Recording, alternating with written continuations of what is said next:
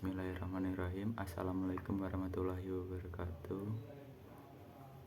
Sini saya bernama Dava Agung Ramadhani, NPM 217430008, ingin membawakan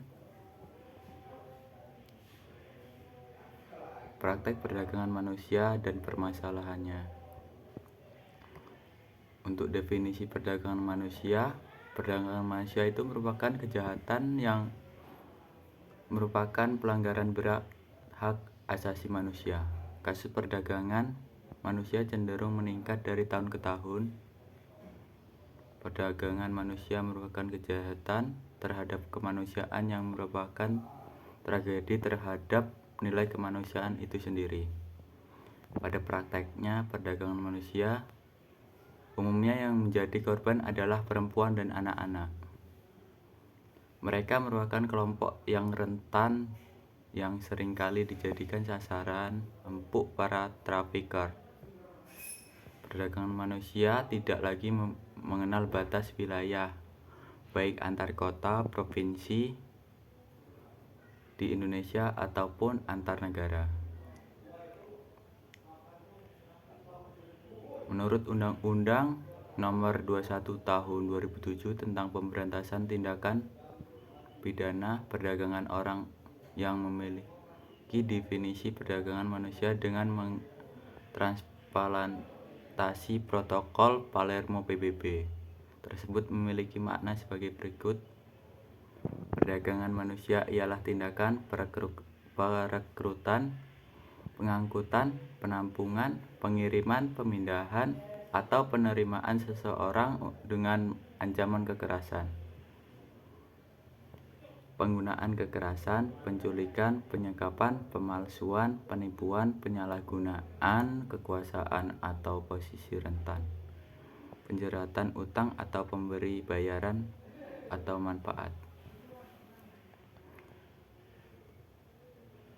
Definisi yang pertama, proses meliputi merekrut, menyangkut, memindahkan, menyembunyikan, atau menerima untuk calon korban.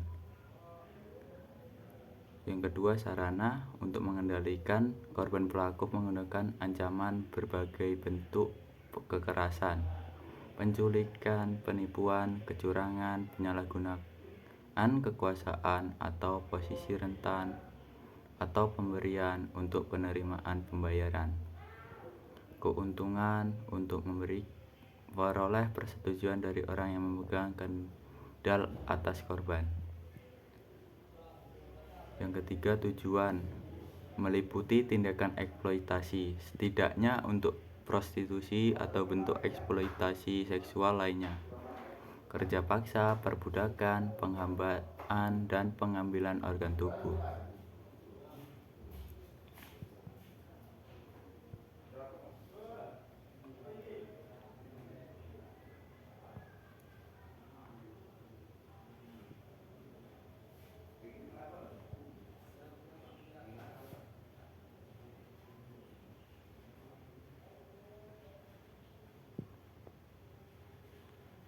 Berikut atas kriteria pelaku perdagangan manusia berdasarkan data Kementerian Pemberdayaan Perempuan dan Perlindungan Anak. Yang pertama, germo, mucikari, mami atau papi. Yang kedua, orang terdekat seperti orang tua, paman, bibi, tante, tetangga, kenakalan di kampung. Yang ketiga, pegawai atau pemilik perusahaan. 4, oknum aparat pemerintahan. Yang kelima, oknum guru.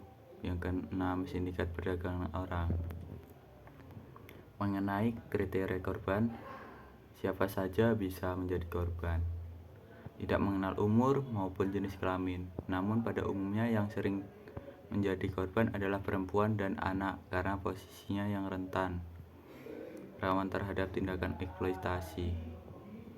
Adapun individu yang rentan menjadi korban perdagangan manusia adalah yang pertama, pasti orang miskin, orang dengan pola pikir konsumtif, dan orang yang tidak mempunyai keterampilan, orang yang berpendidikan rendah dan putus sekolah, orang yang buta aksara, orang yang memimpikan gaji tinggi dengan bekerja di luar daerah atau dalam negeri tanpa informasi yang jelas, korban kekerasan dalam rumah tangga, KDRT, orang yang kehilangan anggota keluarga, korban konflik, korban bencana, pengangguran, anak jalanan, dan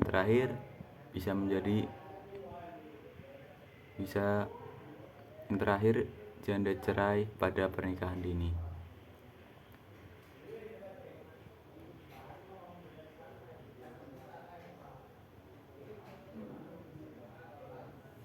Dampak perdagangan manusia. Tidak sedikit dampak yang ditimbulkan dari praktek perdagangan manusia. Adanya dampak fisik, psikologis, dan dampak sosial serta emosional yang dialami oleh keluarga dan korban perdagangan manusia itu sendiri.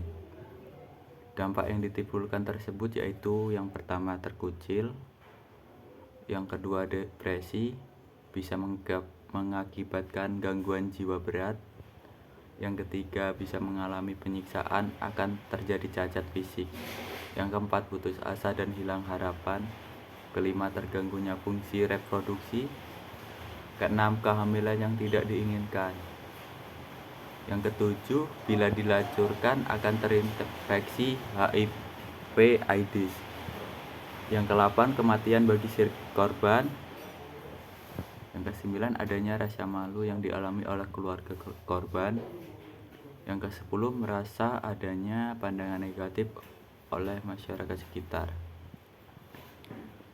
Disinilah peran masyarakat untuk membantu para korban untuk segera hilang rasa traumanya. Namun, realitanya beberapa anggota masyarakat seakan mencap buruk para korban dan menjadikan korban sebagai buah bibir yang padahal tak sepatutnya seperti itu.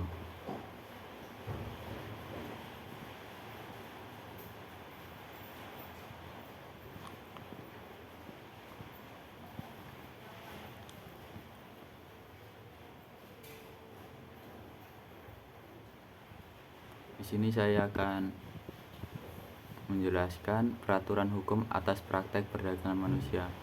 Berikut adalah beberapa peraturan terkait dengan penanganan praktek perdagangan manusia di Indonesia. Yang pertama, Undang-Undang Nomor 32 Tahun 2004 tentang Pemerintahan Daerah.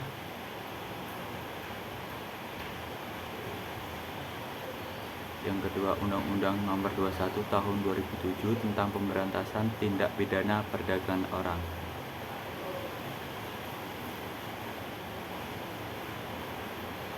Yang ketiga, Peraturan Menteri Negara Pemberdayaan Perempuan Nomor 8 Tahun 2008 tentang pembentukan Subgugus Tugas Pencegahan dan Penanganan Tindak Pidana Perdagangan Orang. Itu saja. Selanjutnya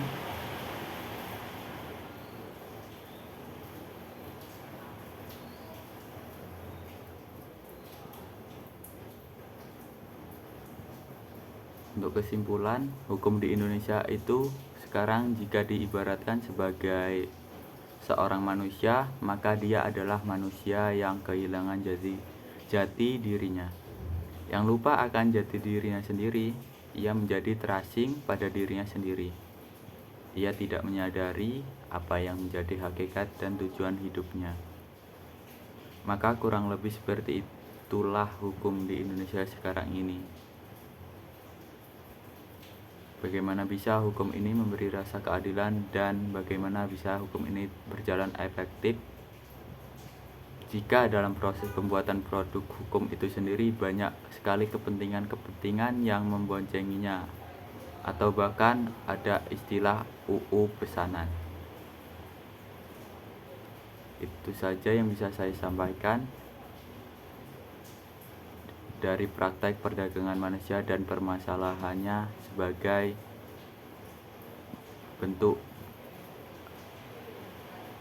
pelanggaran berat hak asasi manusia. Saya akhiri. Wassalamualaikum warahmatullahi wabarakatuh.